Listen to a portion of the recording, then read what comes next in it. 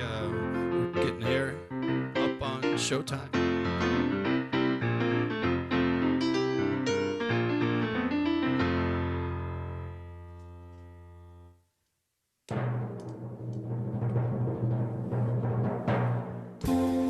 Welcome to Story Night! This season, we encourage you to be in the game, and tonight, it's time for Let's Make a Deal!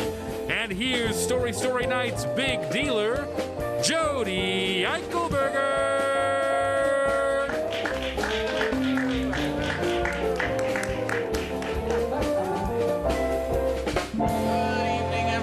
Welcome once again to our Story Night. I see some of you have already figured out turning your cameras on, and we appreciate that so that we can see our audience tonight. And some of you are looking fabulous as well. I'm seeing crowns and ears and great necklaces. Fantastic. Oh, and there's a pet involved, it looks like, in one of them. A party hat. Loving it. Excellent. Well, and a mysterious bear. Very good. Very good. All right. Well, I first have to acknowledge that once again, it's becoming a Christmas tradition. Tonight's show is sponsored by Apple Plumbing and Remodeling. Thank you, Apple Plumbing and Remodeling.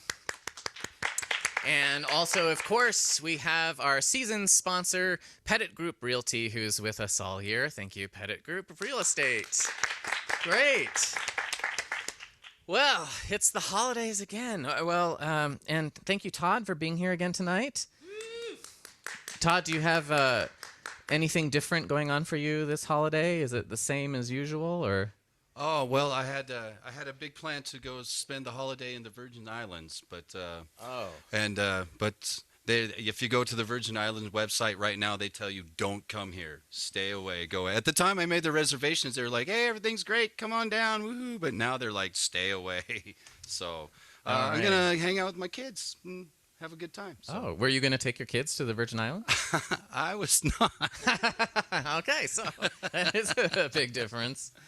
Yeah, I'm trying to stay optimistic. You know, I was walking with my mom the other day, and she said, "Gosh, I've really been having a hard time sleeping, and I didn't get to sleep until about 3 in the morning."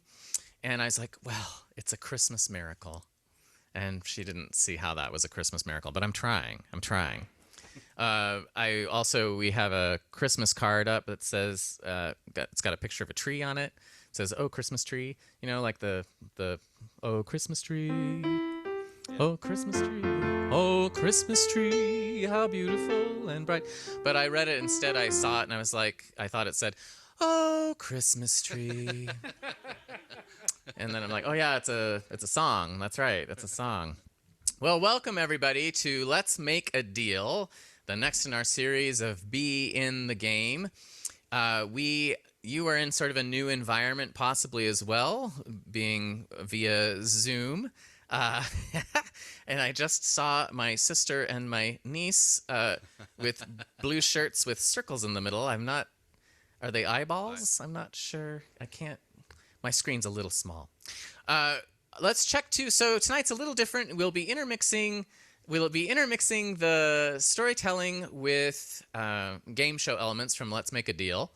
We've got I would say nearly $500 in cash and prizes to give away tonight, that's pretty exciting.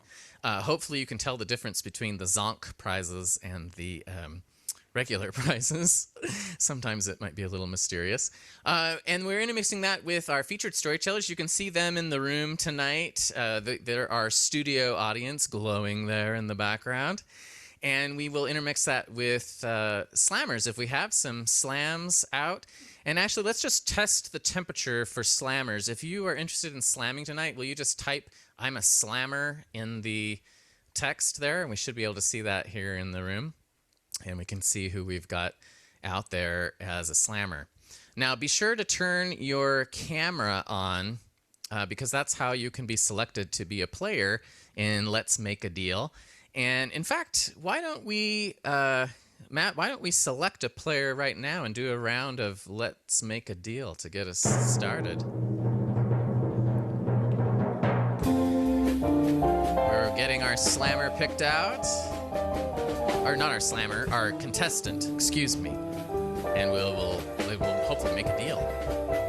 All right, we got everybody out there excited to play. Let's have Wendy Fox. Let's make a deal with Wendy. Wendy Fox is coming online. Make sure your microphone is on as well as your, I guess your camera is on. Wendy Fox, hello. Wendy Fox, it must be, I guess since I'm seeing this bear, it must be a bear tonight. Wendy, are you there? Yes, I'm here. Hi. Hi, Wendy. Welcome to Story Night. Let's make a deal. All right. You're our first contestant. Are you ready to make a deal? I think I'm pretty ready. All right. We call this one Box 1 or Box 2, I think. And you shall see why. Okay. You have a choice of picking box number 1 or box number 2. Now, there's a clue that comes with box 1. Here's box 1, and the clue is 20,000. Now, if this were the real game show, I don't know. They might have $20,000 in there.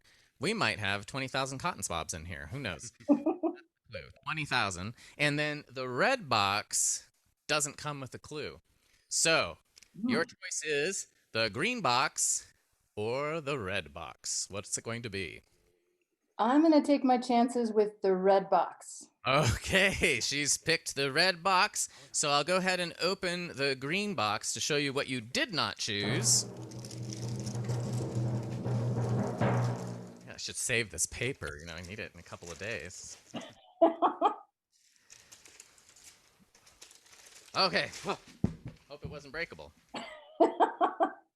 Inside the green box was a pound of freshly ground Gorongosa coffee. Oh. It would be shipped to your home, and the clue relates to, because their proceeds, one of the things they do is educate girls around the Gorongosa State Park, and their goal is to educate 20,000 girls by the year 2035. In fact, have them graduate from high school by the year 2035.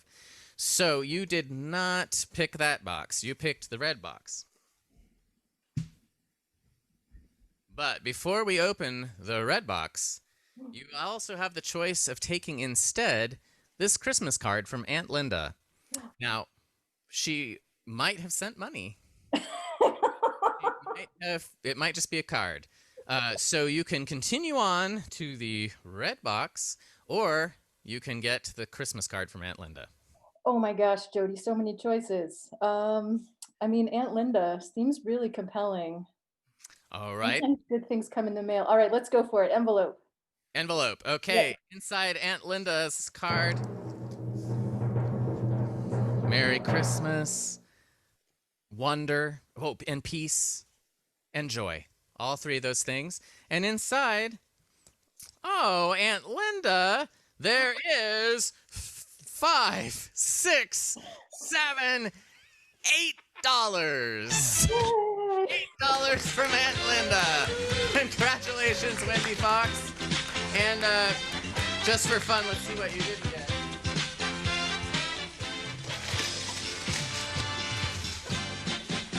And the big box was a plunger.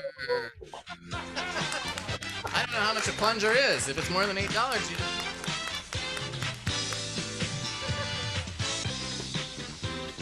Thank you, Wendy Fox Bear, for being our first contestant on Let's Make a Deal. All right. So you can see that's... have you people seen Let's Make a Deal with Monty Hall is the original host? I'm kind of doing a little bit of a Monty Hall hair tonight, although it's not entirely intentional. I just haven't had a haircut in a really long time, and I plastered it down. Wayne Brady is hosting it now. Apparently, it's still going. I didn't even know these shows were still on the air. Yeah. Wayne Brady's an amazing improv guy and sings and everything else. And oh my God, I have a ton of stuff in my pocket. Oh, okay. Have you guys found this during COVID, that your pockets have become little time capsules of your previous life? So I haven't worn this jacket in a while, apparently. And in here I have the loading zone parking permit for Jump, which did not need tonight. Oh, and I also have a Slammer ticket in the pocket with Patty O'Hara's name on it. So, Patty, you're up. And a receipt from the Northgate Reels from February of 2019. Wow. That's not even this last February. This is more of a time capsule than I realized. Oh, there's something in the other. Oh, more Slammer tickets. We'll just call on these people if we don't have Slammers. Did anyone answer my call to Slammers in the chat? I didn't even. Nobody did. Oh my goodness. All right, we are going to move actually to the real business here tonight. Our first featured storyteller, and this is a person who is not brand new to the Story Night stage. She came as a slammer to us first, I believe, a story about 99 red balloons and a certain talent show. And that story got her launched into the Slammer of the Year show that we did back at the Boise Depot a couple of years ago. And this is her first time, though, on our featured storyteller stage. So this is a story about a person who really wants to make a deal. So let's bring up Bonnie Erickson.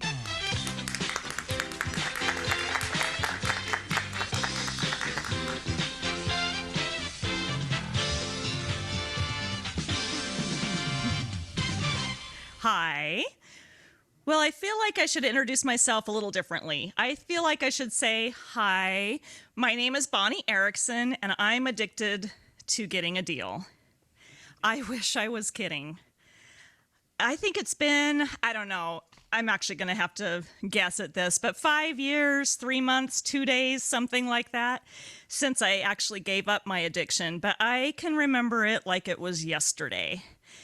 It would start on a Sunday morning, and I would get up way before the rest of my family, and I would eagerly run out to the end of the driveway where I would pick up not one, but 8 copies of the Sunday paper. And I would gather them into a happy little bundle, and I would almost skip back into the house, anticipating the ritual that would happen every Sunday. And I would sit down at the kitchen table, and I would stack all my 8 newspapers, take off the rubber bands, and stick them in a stack.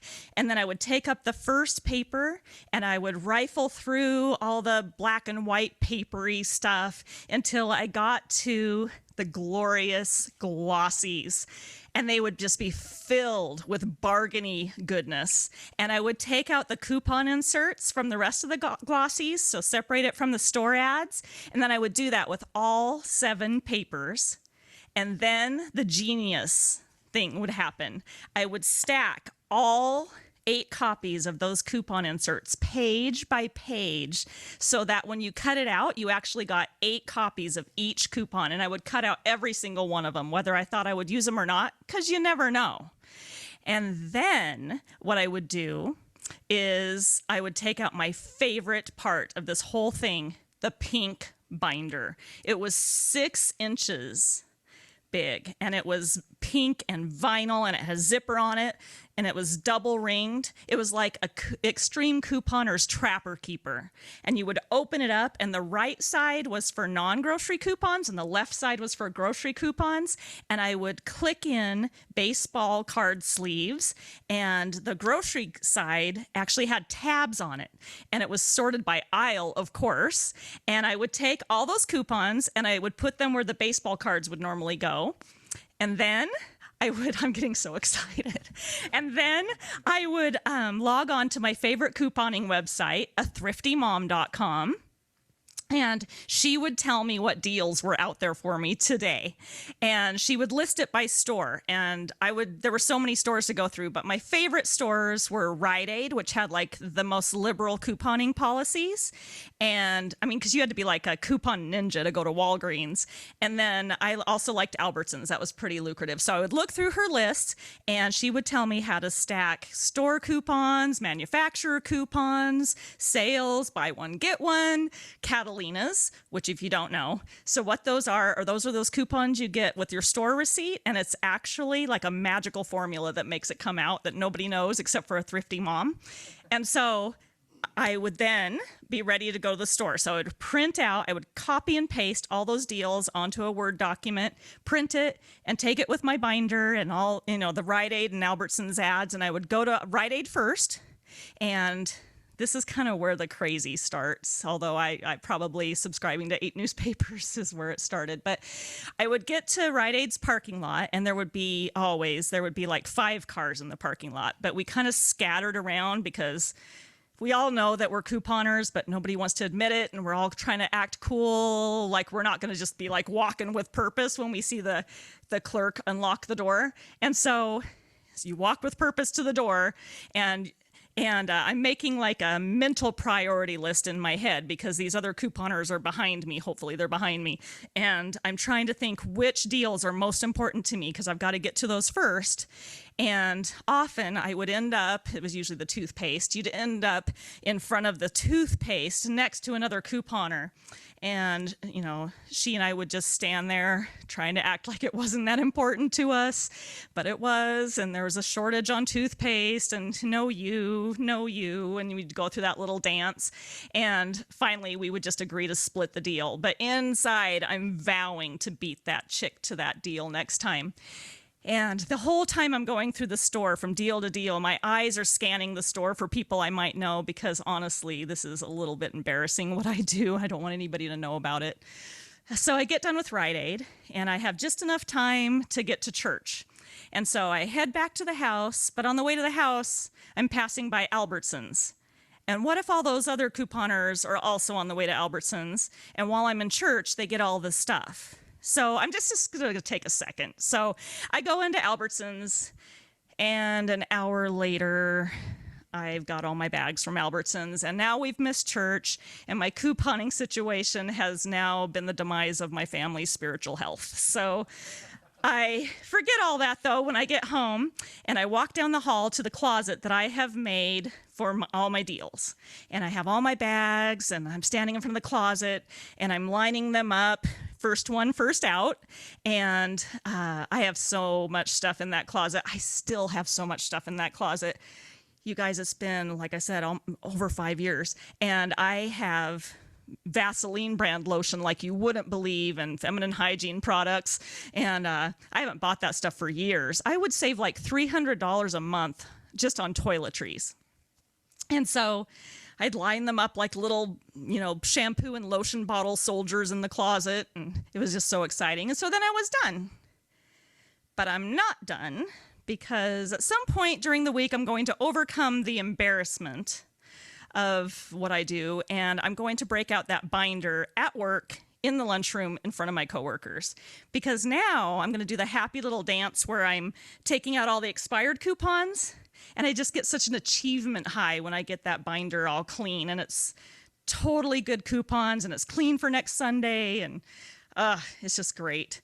And I mean, I think I've kind of already hinted. There's a degree of shame and angst that comes with this habit. I mean, what if I get a good deal, but it's not the best deal I could have gotten?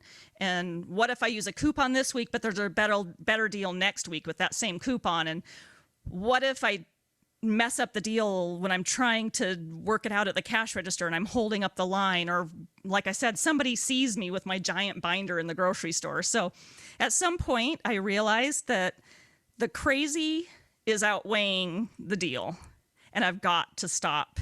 And so as painful as it was, I actually canceled my subscription to all 8 copies of that newspaper.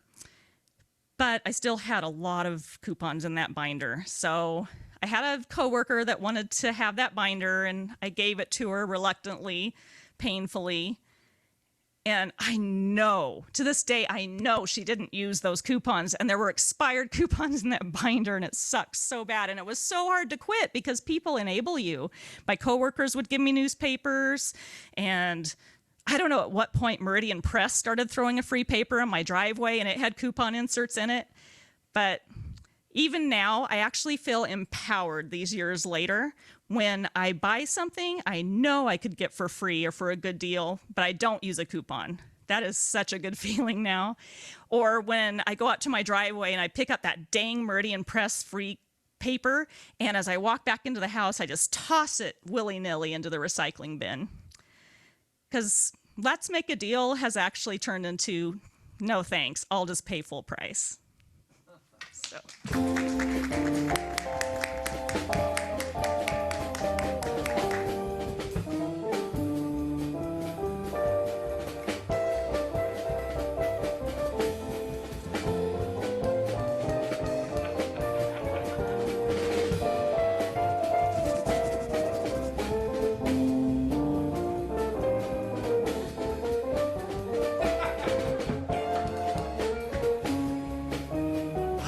Thank you, Bonnie. You know, and I couldn't help but pay attention to the $1 off coupon on her hat. And I was just kind of desperate to know, like, what could I save $1 on right now? There's a $1 off coupon. When does it expire? I like deals too. Todd, have you gotten any good deals? Yeah, I get good deals all the time. I like to scrounge around for a good deal. I'm definitely a person who likes to get a good deal. I used to be really good at getting a deal on car shopping. Like my first car when I was in high school, I'd set a price and I made that guy go in and out. Like, oh, I got to talk to my boss because I just wouldn't move on the price. And so he went in and out several times, and I think it started $1,000 higher, and I worked him down. But when I moved back to Boise, just, in 2014, I lost my mojo. I did it all wrong. So that time in high school, I went in, I was like, this is my price. I want that car, but only if you can give it to me for that price.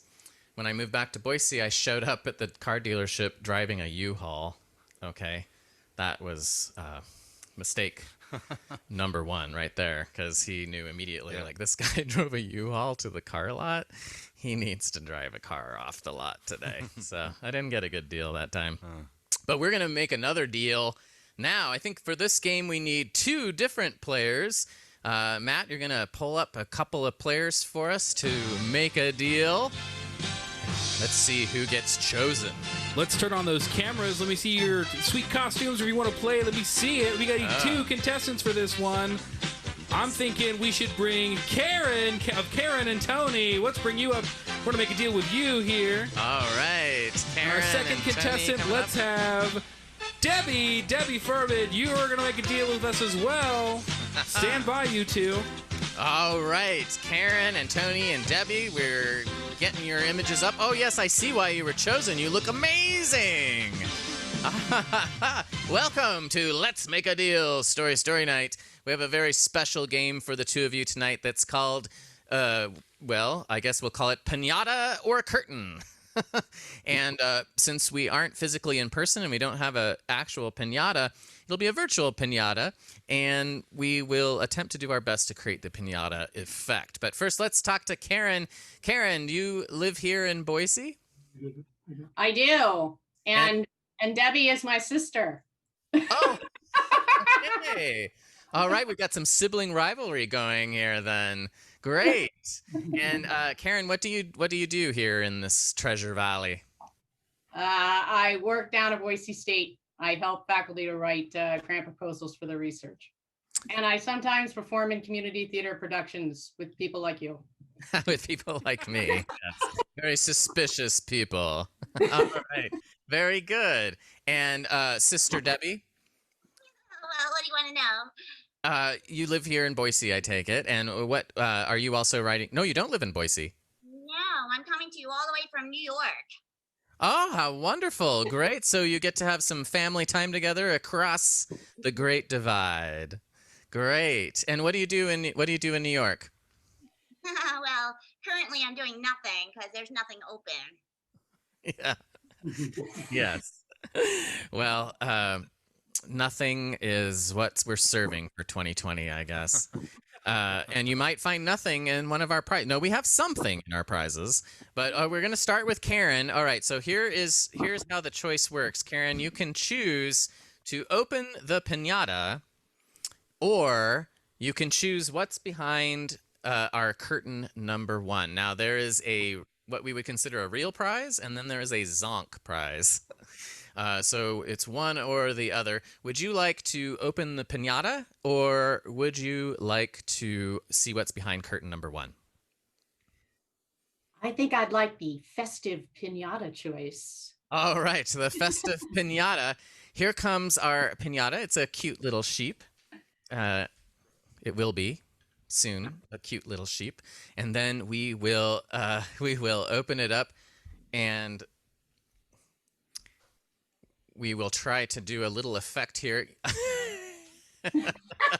We're challenging ourselves. All right.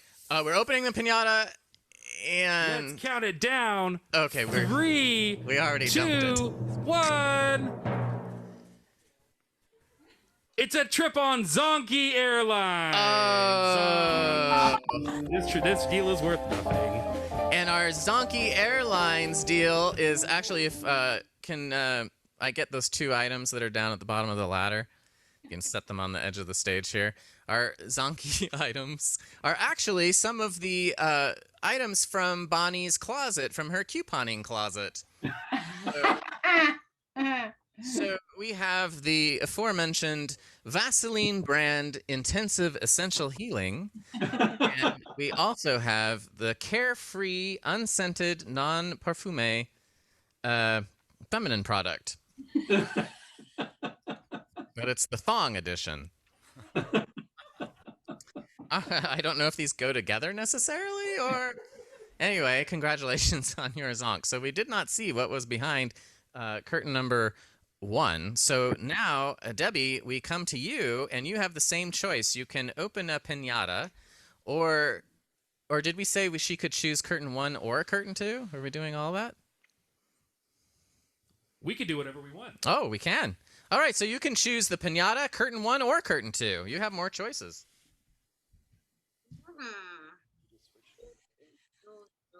I think I'll go for, hold on, let me check with my consultant. Oh, okay. Oh. Curtain 1. We're going to go for curtain number 1. All right, let's see what happens through the magic of our virtual world here. We will throw up our curtain, and behind curtain number 1, this might be interesting. It's... What is it, Matt? It's a one-night stay at the Idaho City Hotel! Located in beautiful Idaho City, which is in the state of Idaho. Yes. Yes, I think it is pet friendly, so you might want to start making your here as soon as you can. Maybe you can get a deal on Zonky Airlines. Zonky Airlines to Yeah. get to the Idaho City Hotel. And that is a weeknight stay with our friends up there. There's also a beautiful hot spring there, lots of wide open space. You can go snowshoeing. Sounds Yeah, you'll just have to think about it. Just imagine it. Yeah. There's more pictures online. What's your dog's name? This is Rambo. Oh my. Rambo, you decidedly have a very different demeanor than your name suggests. Maybe we're not seeing the true Rambo. Here. He's going to show up later. Well, thank you so much for playing our bi-coastal version of Let's Make a Deal. There we are. Beautiful music. We're going to check again for a slammer. This is an opportunity. I thought we had a couple people that had pre-registered. I don't know if Glida Bothwell is online, if Glida is there, or possibly Noah Seipel. If not, we will keep thinking. If you have a 5-minute story about making a deal, and we'll fit you into the show when we can and share your screen. Are we bringing Noah in? I'm seeing his face. Looks like maybe we're going to have a story from Noah Seipel. Noah, nod your head yes if we're going for this. Yes, we're doing it. All right, we are going to jump in to someone's living room here. This is actually a recent contestant in Slammer of the Year, who is become well known for one of his stories, which involved some Christmas balls, I believe. Noah, do we have sound for Noah? Yeah, do you hear me, Yes, Jody? we do hear you. All right, are you going to give us a spontaneous story on making a deal or something like Yeah, that? totally. All right, let's take it away, ladies and gentlemen. Noah Unmute Seipel coming to us from in front of his beautiful, memory-inducing feature in his living room from last year's production of La Cage aux Folles. I can't pretend that I don't see it back there, glowing so beautifully. All right, take it away, Noah. Well, I would say that my adolescence was very pale and very male. And like a lot of young men of my generation that grew up in Eastern Idaho, Northern Utah, rural Montana, there weren't a lot of options. And when I was a senior in high school, as you know, time started to evolve that I needed to make a plan, I was really coming up short. Well, lo and behold, one day the phone rang, and on the other end was an Army recruiter telling me that it was time to make a deal. And, I mulled over everything that he was telling me, just the job security and future marketable skills and a paid for education and room and board and paid training. And I was getting really excited, and in return all I really needed to provide was just a young body willing to take orders and follow direction. And so I signed up. I signed that contract, and I got an all expenses paid to Fort Jackson, South Carolina. And as I got to reception there, I remember a yellow line and standing with all of the other recruits and crossing over into this green machine, and everything seemed to be what was agreed upon. I was there, they were feeding me, they gave me clothes. I remember the day we went and got haircuts, and I sat in the chair and they shaved off all my locks. And that was my first kind of insight to that I may have gotten more than I bargained for. And what I found there as we all came together as a group of new recruits was this just unexplored diversity that I had not experienced in my youth. And there's a movie called Jack Reacher who says there's really like 4 types of people who join the military. One is those that have a family history, those that are true patriots and that are willing to serve, those that just need a job, and those that are seeking the legal means to kill another person. And I could tell you that I found all 4 of those individuals in existence. But what I found beyond that was color and sexual orientation and life experience and education. And my mind was just being opened. And so, I remember getting on a bus and being told to put my head between my legs so we couldn't see where we were being driven to. And a 6'10" drill sergeant, just muscles rippling and a gravelly voice, tell us, listen, boys, I already know I'm going to hell, but I'm going to go there to take over. And I figured, you know what, I can play this game. I know what hypermasculinity looks like. And I know what an A-type, personality is supposed to do. But as for those 8 weeks of basic training, this crucible experience exposed me to people's vulnerabilities and to my own vulnerabilities. And that really started to stick. And so as the deal I made started to come to fruition, I got an education and I got paid and I got room and I got board and I got an opportunity to spend some sun and sand filled vacations in the Middle East. I was doing everything they asked me to do. But in this way, I felt like it was a little more than what I had initially been sold on.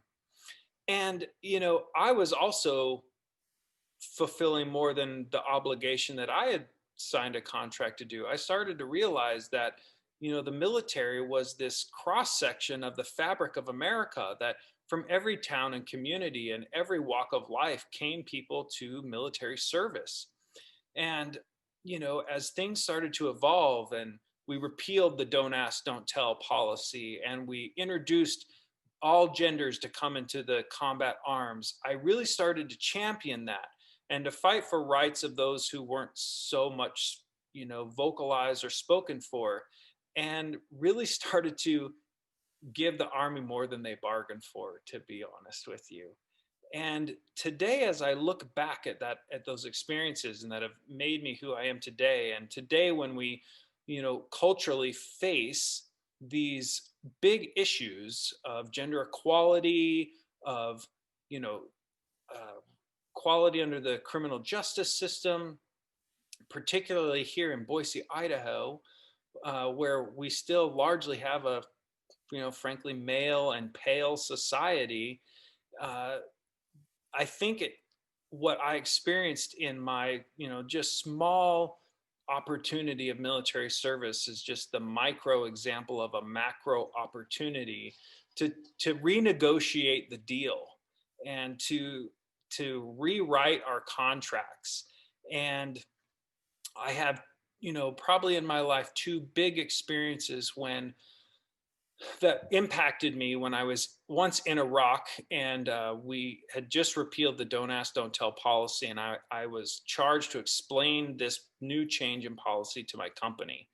And we gathered up in a briefing room, and I was explaining what that meant, and I was met with some resistance with people who had strong gender biases and strong army biases. They say there's only one color in the army, and that's green. But frankly, I never heard any of my Black friends say that.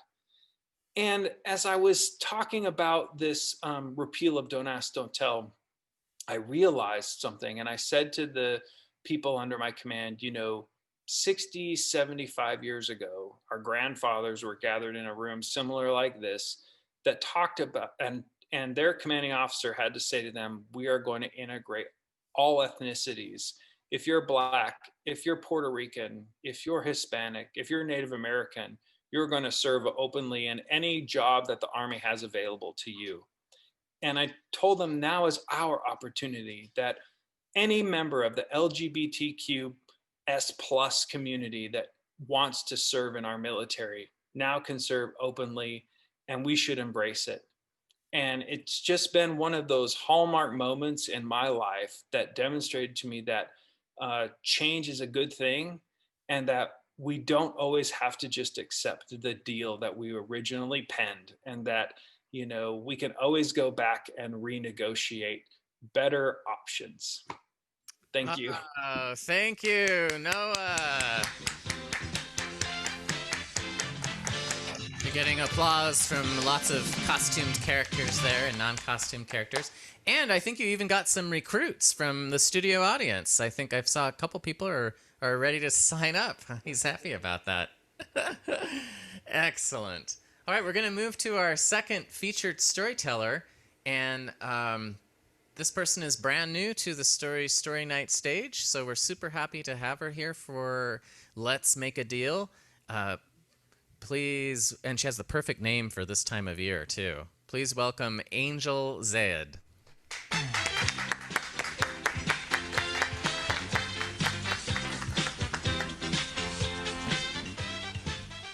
Thank you. I'm excited to be here and even more elated that Christmas is in just a few days. However, my feelings haven't always been that enthusiastic about Christmas. 2 years ago was probably the worst Christmas of my life. I was actually a little drunk at a friend's house, thinking about how absolutely miserable I was, using her as a sounding board for my pity party. I was with her, which is awesome, and her husband and her family, but I didn't have my own. I was feeling alone. Unfortunately, I was alone because I had made a really bad deal. I had exchanged a lot of my personal life with somebody for many years. I had told him, "Hey, let's do this. You move out and you can come in my house whenever you want." Really, really bad deal, but I thought it was awesome. He's gonna move out. He didn't leave. He moved next door. He tortured me. It was horrible. And when I tried to get a protection order, it got thrown out. When I tried to get custody of my kids, the lawyer was too busy. It was awful. I mean, ugh. And I used my friend as my little sounding board. We talked about all these different things and how horrible it was. But the reality came down to I couldn't have a Christmas as a pity party. She asked me what I was going to do. And that's where I really stepped back and said, I have no idea. But there's a mom part of me. So when I'm having a tantrum, when my kids are having a tantrum, but wait a second, I was the kid. I was the toddler in a restaurant losing my mind. I was distraught. I didn't know what I was doing. I was a mess. I couldn't be distracted with tablets or toys. And I was doing it at a Christmas party. And out of the grave, my little mom version of me was like, nope, we're done. Step back. You've got to make a change. It's either going to be amazing or awful, but really, could it get worse? So I set out two options. I bounced them back.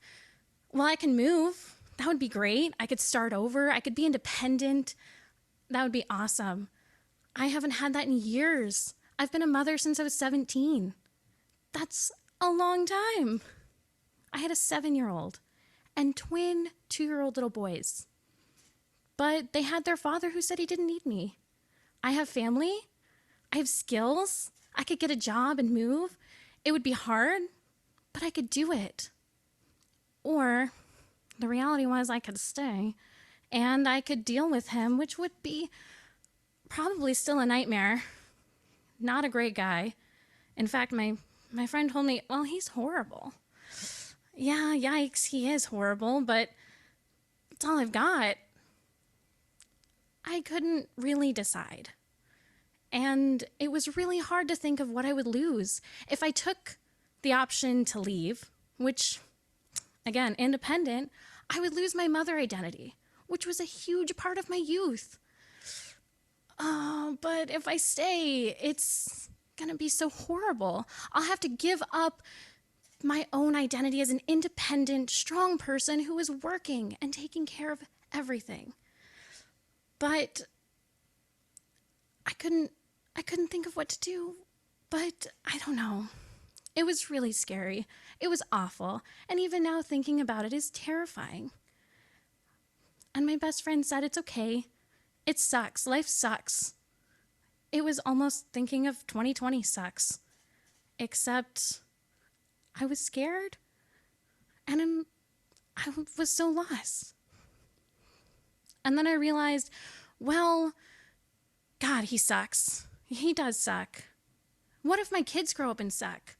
I hated myself at the time. I was so depressed, but then I was like, ooh, the rest of the world would have 3 new people to suck, and that would be my fault. 3 little tiny terrorizers? I couldn't do it. I made that decision kind of out of a self-hatred. I'm gonna stay, but I have to figure out what will make it work. So I made a deal with myself. I'll fake him. I'll still be independent. I'll tell him I forgive him. But now I'm going to have this chance that I won't have 3 little demons enter the world on purpose. And that's kind of what I did. Except the deal got even better. Because I made the deal with myself. I'm going to be independent, but I'm going to pretend like I believe him. And I made a deal with him. I'll pretend nothing happened. We exchange kids. I mom him. Live my best life. Perfect. About a month later, he got arrested and went to prison. So I kind of won. 2019, I had my kids to myself with full custody, which is pretty crazy when you're 24, working a job, paying all the bills. And now it's 2020, and I get to do it all over again because 2 years in a row, I'm a winner. And I'll continue to win every Christmas. So Christmas is awesome. And I'm pretty happy to be able to say, out of how awful 2020 has been, that my Christmas is going to be amazing. And I expect it amazing every year. Thank you.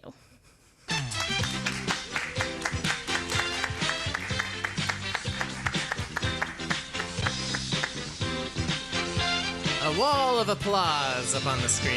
Thank you, Angel, for sharing that story, the deals that we make with ourselves. Oh boy. And I actually saw Angel speak as part of a fundraiser for family advocates here in Boise, and they have a lot of resources for families there, including a family strengthening program. Look them up online if you'd like to see some of those programs that they offer to families and supporting them, especially probably during this time of year. We are going to make a deal with a couple of you. I think for this game, we're selecting another 2 players. Is that right?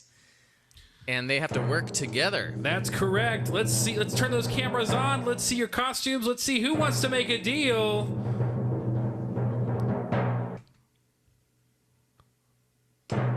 Let's have April. April Frame, you want to make a deal? You want to make a deal?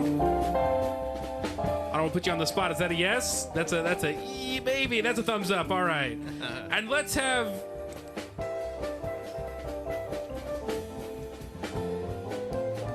okay, I see. We're gonna hang on to you, Nancy Rayburn. Do you want to make a deal, Nancy? I see that Santa hat back there. That looks like clapping and a thumbs up. Okay. All right, We have our contestants, April and Nancy. A round of applause for April and Nancy. April and Nancy. Here they are. Thank you. All right, April, which part of town are you in? We are in the North End. Okay, and what do you do here in Le Bois? I'm a cinematographer. Oh my goodness. I haven't run into a lot of cinematographers in Boise, Idaho. That sounds quite exciting. Especially if you have a lot of good locations in your house, I guess, right now, huh? Things are slow at the moment. Okay, and then our other contestant we have a Santa hat and we're putting masks on. Oh, we have a duo. All right. And which part of town are you in? North End too. Where? Same, North End. The north. Oh, you're all in the North End. You could be in separate rooms for all I know. Can you hear each other? No. Yeah. All right. In this game, you have to kind of coordinate. It's the game we're calling Scavenger Hunt. So I'm going to name an object. Let's see, Matt, which ones are we going to have search for objects and which ones are going to... That's a tough call because we have two people in each place. You can play. Nancy play. Let's have Nancy. Are you guys outside? Yeah. Oh, that's interesting. They look nice and cozy out there. Let's have April and All right. company be the scavengers. Okay, so Nancy and company, I'm going to name an object, and we're going to ask April and company to find that object and show it to us in the screen. And your job is to guess whether or not you think they can find it in a pretty short amount of time. Does that make sense? Sort of. Okay. All right. So Nancy, do you think that April can find a receipt? Yes. The answer is yes. April, can you find a receipt? She's off and running. Receipt searching music. She's looking through her North End. Oh, wow. There it is. There is the receipt. Hey, did you use any coupons in that purchase? No coupons. Okay. Walmart's just everyday low prices, is what I'm told. Oh, I see. Are they one of our sponsors? No, I don't. They are not. Oh, good. All right, you got one. I think we're going to try 3, and if you get 2 out of 3, you both get a prize. Okay. All right, so the next one, Nancy, do you think April can find a remote? Yes. Okay. They're looking at each other. Do we have a remote? Here she goes. Any kind of remote, a TV remote, a fan remote, any old thing. Remote for your Christmas lights, maybe? There is a remote. Very good. You've gotten 2. Well, let's just do one more for fun, I guess. Well, we're here. I think you've already won, actually. All right. So, Nancy, do you think that they can find chopsticks? No. No. She says no. All right. What does April say? Probably yes, but no. Hi, bud. All right. No chopsticks. Oh, nope. She's going somewhere. She's running downtown to one of the restaurants. Yeah, how close is Yanqing? That's pretty close, right? Yanqing is open, isn't it? She's running down to Yanqing and getting some chopsticks. Maybe a little takeout, too. Well, this is a bit of a struggle. Nope, she's back, and no chopsticks. Well, it's a good thing you already won. So our prizes are coming to you from our sponsor, Apple Plumbing, who provides plumbing services to homes and businesses in the Treasure Valley. We are community supported minded and always treat our customers with care and respect. At Apple Plumbing, we care to the core. So you each get to choose a curtain. April, we'll start with you. Would you like the prize behind curtain number 1 or curtain number 2? I'll go with curtain number 1. Let's see what April has behind curtain number 1. Here it comes. Ferris Bueller. Okay. Actually, what you have won is a Moen hand shower. Awesome. It's a very good brand. It's for coordinating items. You can ask an in-store associate. It has downpour, jet, rinse, and large couverture. It's in several languages. Flexible 60-inch hose. Congratulations, April, on winning your prize. And now, what do we have for Nancy behind curtain number 2?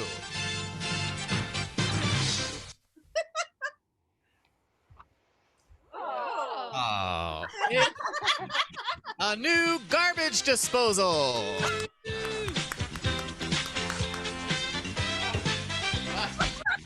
This is the real deal. This is very heavy. Easy install. 3 simple steps. You just connect it, lift it, and make the connections. It is a small change with big impact. Food waste is roughly 80% water, so stick it down the sink in this InSinkerator. Maybe you can put a garbage disposal out on your patio. You know? People are really getting fancy with those. All right. Congratulations to both of you, and thank you for playing Let's Make a Deal. Thank you. Before we get to, I think we're going to have a little featured song from Todd in a second. Are we going to do I that? do. I have my one of my favorite Christmas songs. Oh, to play great. for you. Before we get to that, I'm just going to go ahead and read you a quick message from our season sponsor from Pettit Group Realty. The Pettit Group is a small, thoughtful, carefully curated group of Boise realtors who are passionate about serving our clients with integrity and professionalism and our community with deep philanthropic giving. We'd love to have you like our Facebook page, the Pettit Group at Group 1 Sotheby's. Give us a call and let's make a deal. All right, we'll be moving on to our next featured storyteller after this featured song from Todd.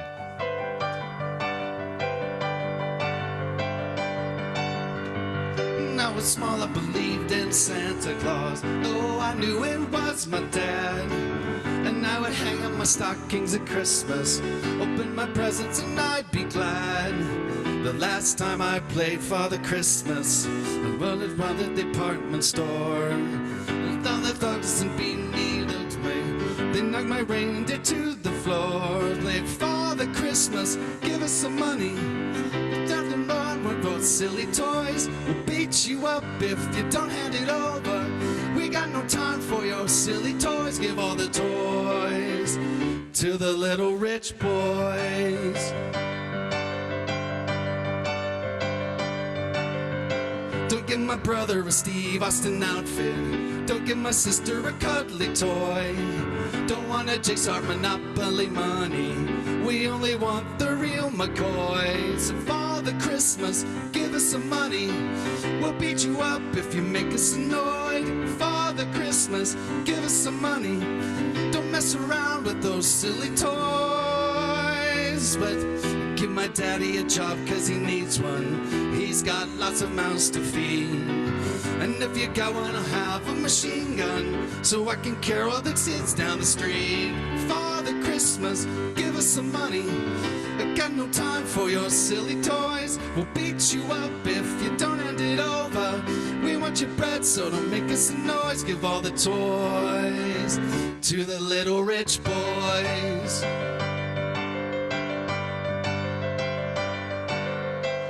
Have yourself a merry, merry Christmas. Have yourself a good time. But remember the kids who got nothing while you're drinking down your wine. Father Christmas, give us some money. We got no time for your silly toys. Father Christmas, please hand it over. We'll beat you up, so don't make us annoyed. Give all the toys to the little rich boys. There we go. Music from the Kinks. I love that little Christmas ditty there. I was going to ask where that was from because I don't hear that in the shopping malls very Not so much. Not so much.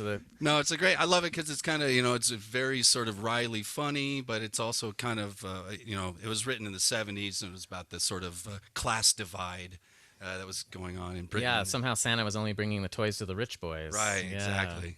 They just want money. I guess they didn't want gift cards. 70s, we didn't have gift cards yet. Maybe. That's true. We did not. Very good. Well, thank you, Todd Dunnigan, for being with us again and sharing that song with us. All right, we're going to move to our last featured storyteller, who is also new to the Story Night stage. We recruited him actually through our Story Studio program. He attended a workshop. Gosh, though, I think it's been at least 3 years we were talking about. It's been a while, so sometimes it takes some time to go from the page to the stage, as we say in those workshops. Please welcome to our stage Mr. Jeff Turner.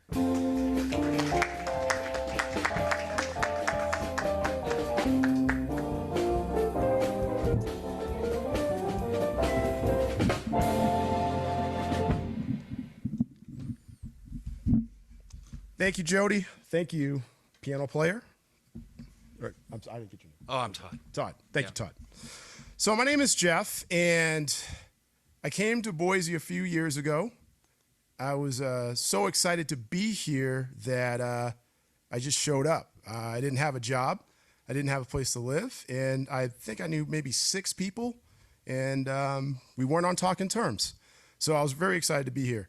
So when I came to Boise, it was very difficult because I didn't really have a plan. I didn't know what I was going to do. I didn't know how I was going to live, how I was going to survive. But I had a goal, and because of that, I just had a lot going on. So why I came to Boise was to reunite with my kids. Me and their mom went through a separation, and she moved out here to Boise to live with her parents. And a few months later, I had followed. But when I came to Boise, I was just all over the place. My decision-making process was all jacked up. And the reason for that is because I was struggling with drug addiction. So the reason why I came, or how I ended up here, is because I got mixed up in a really bad situation in Salt Lake where my life was in danger. So I just immediately came to Boise just to hopefully start over and to reunite with my kids. I knew that like me and their mom weren't going to get back together, but I could at least be close enough to my kids. I could be in their lives. I could go to their baseball games. I could go to parent-teacher conferences, all these things. But unfortunately, with drug addiction is that imagine being in a room with a light switch and the light going on and off. There was the one moment where I wanted to get clean. I wanted to be in recovery. I wanted to get back in my kid's life. And then there was the other side where I was just all about the high. Like I was addicted to that rush from methamphetamines and heroin and alcohol and just that wild lifestyle. And it was just back and forth and back and forth.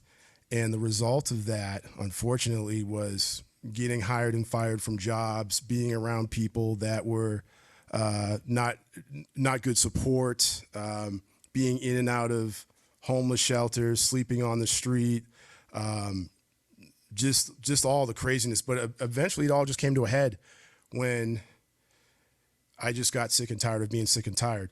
So I want to paint this picture of what sick and tired and being sick and tired of being sick and tired is. Just being completely on the street and being alone, and not having anyone to go to, the shelters not wanting you in their shelter because, I was a threat and I was a problem and I was a danger to others. And you guys can see me now. I'm 220 pounds. At the time when I was on the street, I was 140 pounds. And with drugs and alcohol, that's what it does. It literally sucked all that was morally good out of me. So I'm at a point where 4th of July in 2016, where it was it. And I would love to tell you that I had enough, but I think like everything just had crumbled to a point where like I had no choice but to turn around and just being able to see myself in the mirror and just the shell of what I was.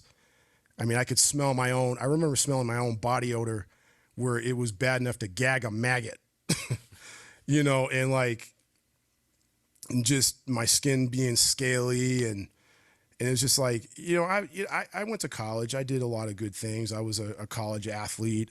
I was a youth sports coach. I've done a lot of good in my life. And I didn't want my final chapter to be like a shriveled up shell of a man homeless in Boise, Idaho. So, you know, I made some decisions. I decided to just get myself into rehab, and make some changes. And like, the first step in rehab is you got to commit to something that's greater than yourself. And for me, that was Jesus Christ. And just realizing that I can't do it on my own and that I'm powerless in my ability to control my tendency to do the wrong thing. So from there, everything just began to change. And it was a lot of work, but things began to change. But for me, it wasn't just quitting drugs. It's changing my life completely. Changing who I hang with, changing, you know, my decisions, being able to understand my environment. So from there, it was an uphill climb, but it was a good uphill climb. And as I was making that uphill climb, I was getting stronger. And the most important thing for me was to reunite with my kids. But I wanted them to see their father as someone who was strong, someone who was changed, and someone that was ready to be in their lives. But it didn't go without difficult times. I was out of my kids' lives for 3 years, and I had to go through the legal route because I had to fight for them, because their mother at the time just was not going to allow me to be back in their lives. You know, I had burned every bridge possible, so the legal route was the way to go.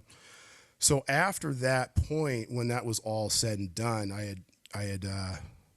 had earned and I had won the right to see my kids again. However, I had to go through therapy and I had to go through supervised visits. But I want to take you to that moment when I first saw my kids after being out of their lives for 3 years, because yes, that was at a point where, you know, I had won, but there was a lot of anxiety built up to that. So when I went to go see the therapist, I had to the appointment was at 12 o'clock. I had to get there at 11:45 because I have to be in the building before their mother and the kids show up. That way there's no issues in the parking lot. So when I'm sitting in the therapist's room, there's all these thoughts that are going through my mind. Like, you know, how big are they? What do they sound like? What's their hair like? You know, what kind of clothes are they going to be wearing? And it grew even more when I heard the door open and I heard the van door. It was like a minivan. It slid open. I could hear that clearly. And I could hear them get out, and I could hear the ruffling of clothes, jackets, winter jackets, and all that stuff. And then I could hear another door open. And then all of that, just to that moment when I saw them, I see them come in, and they look completely different than when I last remember them 3 years ago. And it was just wild. Now, it wasn't the typical moment where you'd see in a movie where you can run and hug. It wasn't like that because I wasn't allowed to touch them unless they initiate contact. So it was very hard for me to do. But the first thing that came out of my mouth is, I love you. I told both my kids that I love them and that I want to be in their lives, and I'm ready to work and just do whatever I can to be their dad. And from that moment, though, right when I said I love you, all of the anxiety, all of the nervousness just disappeared because I was confident at that point. You know, I had a couple of years of sobriety. I had made some good changes, and I had a great support system. And a moment that I'll remember, and this is a moment that a therapist pointed out. I didn't even realize it at that time. We played the game Perfection, and we're putting the little pieces in and all that. And I was able to get all the pieces in before the game popped. And my daughter said, "Dad won." And it was powerful because she just acknowledged me as her dad, and which is not something that I guess, according to the therapist, that doesn't happen much. But, you know, I was normally going to stop there, but here's the thing. It wasn't so much that I won. My kids won too. The therapist won. the family courts won, because reunification is a beautiful thing. And just with all the confidence that I've been able to build up just in my own walk, you know, if God is with me, who can be against me? Thank you.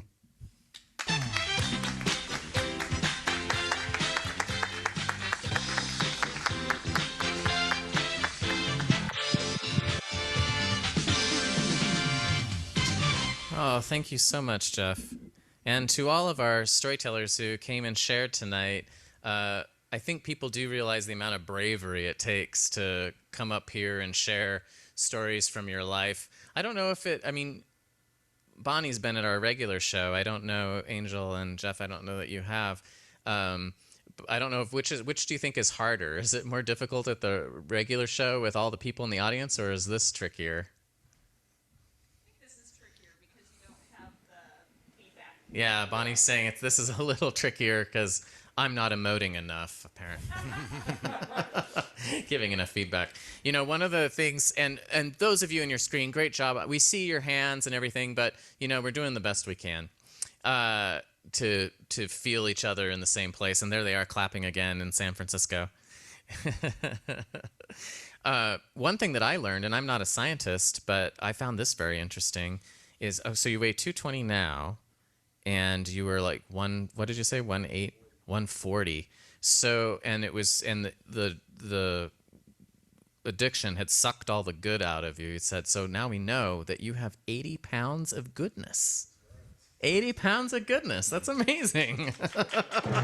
If I lost, you get a drum roll for that. I don't know how much goodness I have. Let's see, if I lost 80 pounds, well, I wouldn't look good, that's for sure. I did one time do one of those things where you go to the gym and they have the health nutritionist person and they're like, would you like us to analyze your, well, it wasn't a blood, it was like your toxicity, I think is what she said, like the toxins in your body. And apparently I had some money to burn. So I was like, sure, I'll take the toxicity test. And the test came back and I found out it was something like 54% toxin. So there was more of me that wasn't me than was. I don't know how that happened. That boy's poison. Yeah, apparently. I'm not sure if maybe that's 80 pounds of toxins that I had. I'm not sure. I still have a little more to get rid of. But we're going to do another Let's Make a Deal with, this time I think we're looking for one household that has at least 2 people in it. Matt is going to select our player for this round. That's right, and I'm seeing some moving and some grooving. I'm seeing a walrus. I'm seeing what I think is a unicorn. Let's have Melissa Craft and Company play our final deal. Melissa Craft and Company are coming up on the screen to make a deal.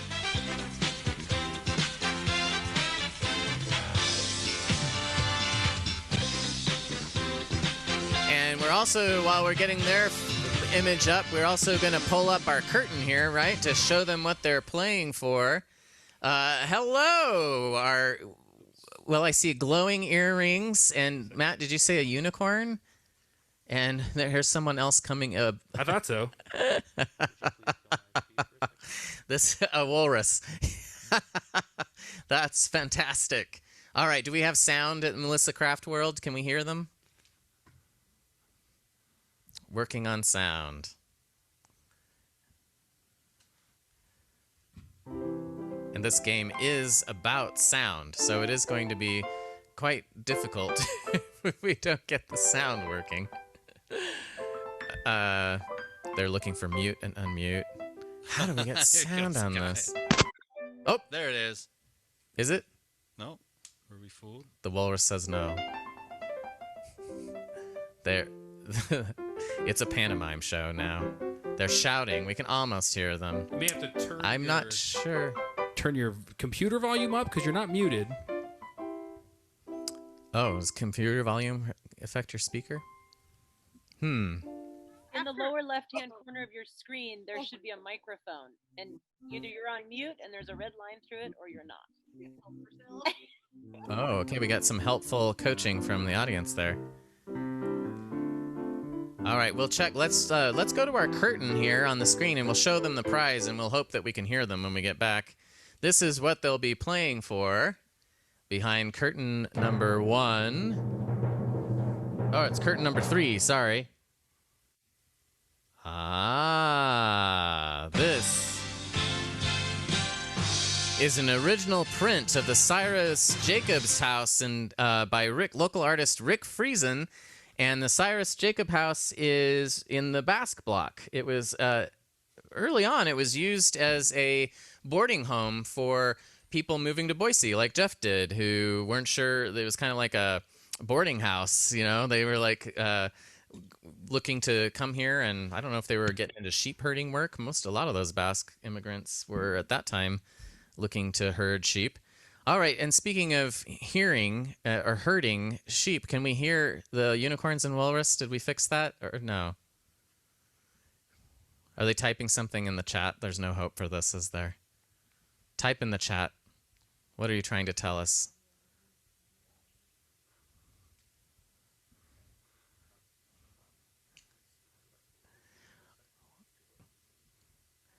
Our tech people are whispering to each other. Well, what do we think? Are we gonna have to cut to somebody else because we can't get the sound? We just may. I'm so sorry, Melissa. This is kind of a sound game. No way to get the microphone working there. Can't yell into your laptop. Look at all that enthusiasm coming from the screen. It's wonderful. Oh, now they're sad. Oh, well, we'll come up with a lovely consolation prize. All right, we need to find somebody who we can hear. Thanks for being pals anyway there, Melissa. Go ahead and mute your Zoom back just in case it starts working out all of a sudden. We don't want to hear your conversations. I mean, we do. I'm sure you're lovely people. But let's see. I see a couple of costumes here. Let's some eyeballs. Kendra, are you interested in playing? All right. I think I hear some sound from this one. Can we hear Kendra? Hello. Hello. It's Kendra, and I'm going to use my clairvoyance and say that she's sitting with Nataya. Oh, you're right. How did you know? Nataya and Kendra are actually part of my family. Nataya I haven't seen in person in a while. She lives in Oregon and has just come to isolate here with her mom. Quick-witted pun there. All right, well, I know that these two are good at games, so here is how this works. This is a sound game, so I'm going to have one of you turn around so that you can't see the screen, and the other person is going to see a card come up on the LED back here, I believe, and it is going to have a word, and you have to make a sound to try to get your mom to say what the word is. Okay. All right, we have 3 of these, and if you get a few of them, then you win. We'll decide we'll see how you do. All right. Here it comes. Do you see the first sound that you're supposed to make? Here it is. Nobody chime in. Lamb, a sheep. Good. All right, that's number 1. Good job. Okay. Number 2. Woof, woof. Could it be a dog? Excellent. Could it be? We have kind of a theme going here because this print was from the Basque Museum and they were sheep herders. So we had a sheep and a dog, but you can't completely trust us. This last one may or may not follow this rule. It may or may not be a wagon or a sheep call or something, or sheep shearing.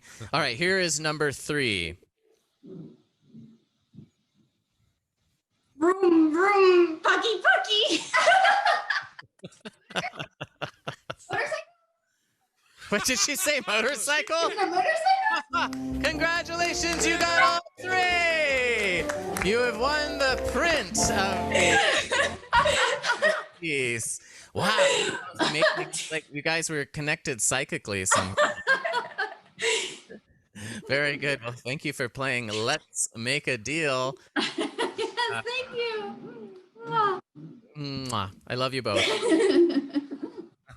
This is the last chance. If there's a slammer out there, if you want to type in "I want to slam" right there in the chat room, we can give you a chance to do that. This is it. Your little 5-minute story about a great deal that you made, or a bad deal that you made, or the deal that you want to make. Any last takers there for a slam position? Seeing none, we're going to go ahead now. We're going to close out the show, but I think do we have unclaimed prize we were going to do with a quickie round? Did we have something left for No, quickie round? okay, so no, we did have something, but I did over the break. I reached out to Debbie, and she is kind enough because Idaho City is a little far. A little far for New York. From old New York. Yeah. Zonky Airlines or no. She's going to very kindly and graciously give that over to Karen and Tony. So I think, in a gesture of good faith, it is a few days before Christmas, we should send Debbie that pound of coffee from Gorangoza Coffee to be good a idea. pal. So I don't know that we have any other unclaimed prizes besides that, unless we have deal prizes, quickie deal prizes.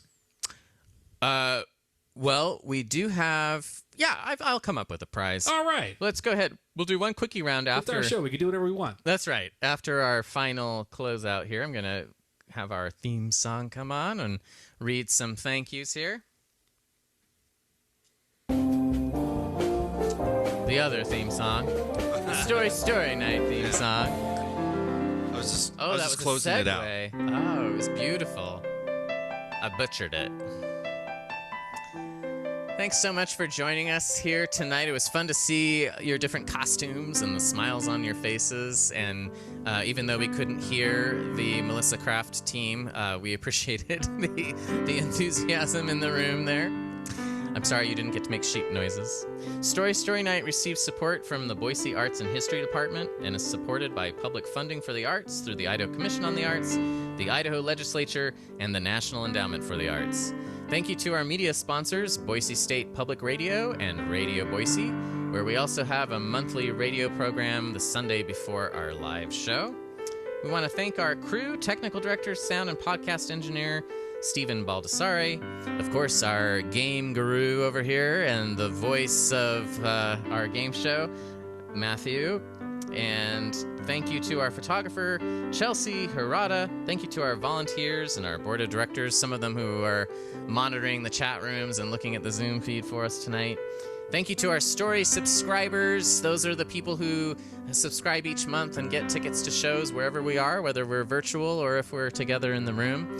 And at the end of the year, if you're looking for a place to support Story Night, you can text Story to 44321. That's Story to 44321. A lot of you have already given extra when you purchase your tickets.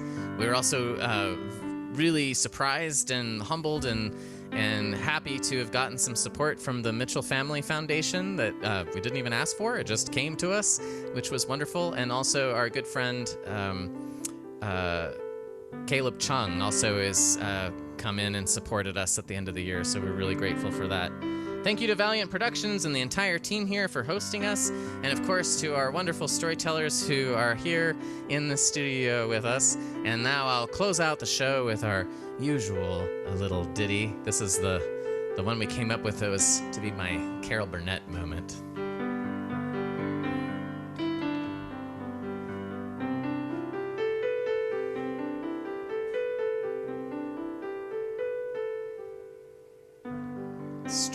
Story night. Story good night. Beginning, middle, now at the end.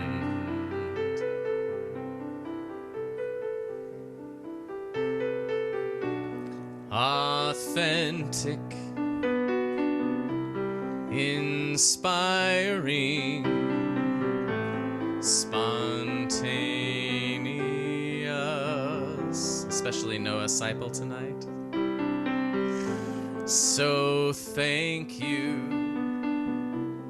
You shared your stories and you really listened. I might have come here as a stranger, but now I'm leaving as a friend.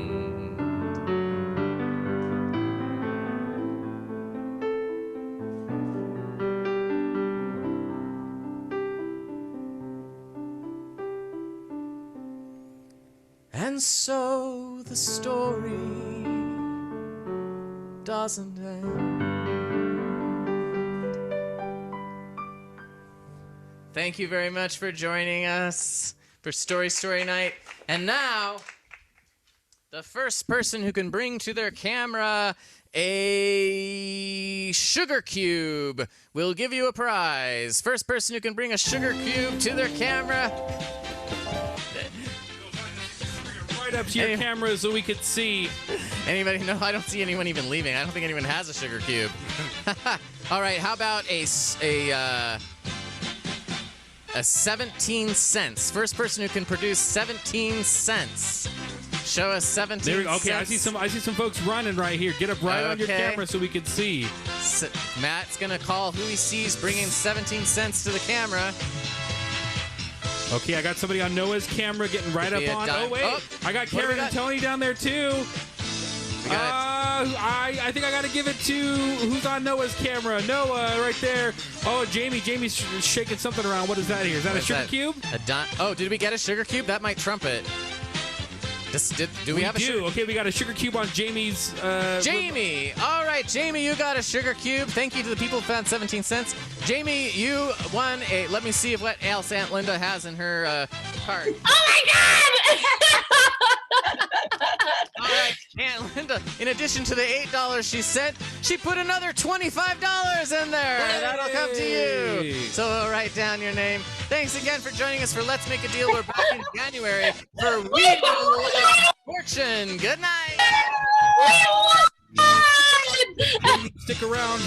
Let me get your email address from you so we can get you that prize. Thank you so much.